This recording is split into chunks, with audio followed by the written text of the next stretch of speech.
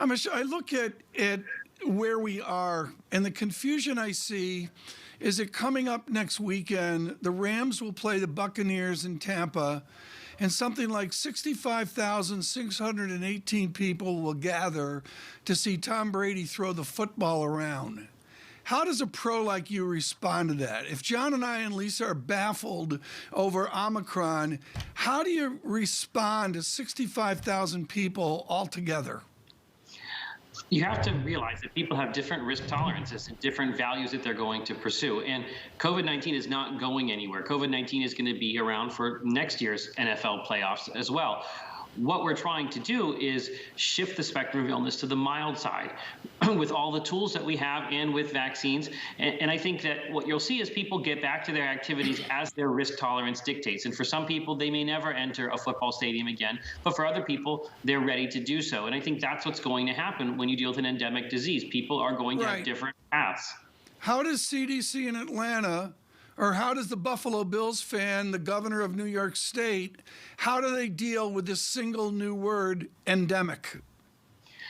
What that means is they have to match it with another word, sustainable, so that what public health measures they have in place can't be from a perpetual state of emergency. They have to be sustainable. They have to recognize that COVID-19 is part of a constellation of respiratory viruses, including influenza, that are going to plague us, basically for the existence of our species. And what you focus on is the severe cases, trying to prevent cases that are inevitably going to occur from turning severe by making sure you've got tests and monoclonal antibodies and vaccines and antivirals, and that you help hospitals when they get through when they are in tough spots. Right now, many hospitals are in tough spots because of Omicron, but after this Omicron surge ebbs, and it looks like it's peaking in certain parts of the country, we will be in a different place.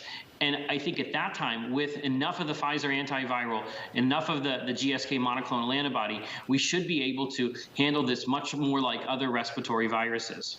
To Fauci's point, though, this concern is that even if people get sort of natural immunity by getting Omicron, it's not going to protect them from additional variants, and it may not really protect them from getting that same variant down the line. What's the latest on the protective quality of getting sick, of having all of the boosters and everything like that going forward?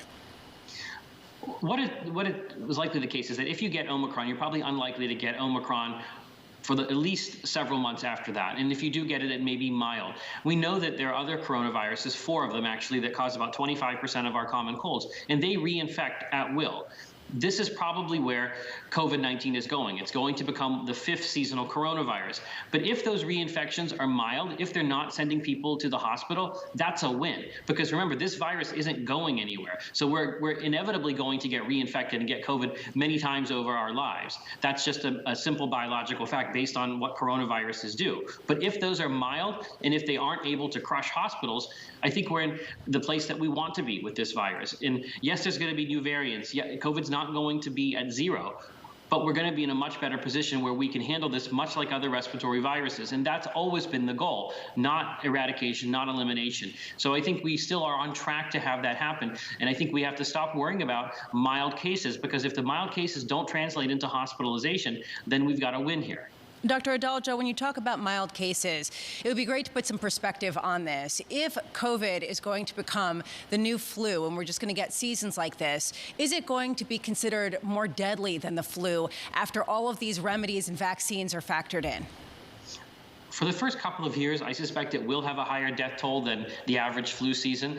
But we are getting drugs like Paxlovid. We have monoclonal antibodies. We have a better vaccine. So a lot of tools that we don't have for influenza exist for COVID-19, and more are coming. So I do think that you will see the case fatality ratio drop to around seasonal flu after maybe 2 years, I think, in terms of the immunity and getting those tools out there. But we will see this in addition to flu. And yes, there's going to be a baseline number of hospitalizations and deaths. That's not something we can avoid.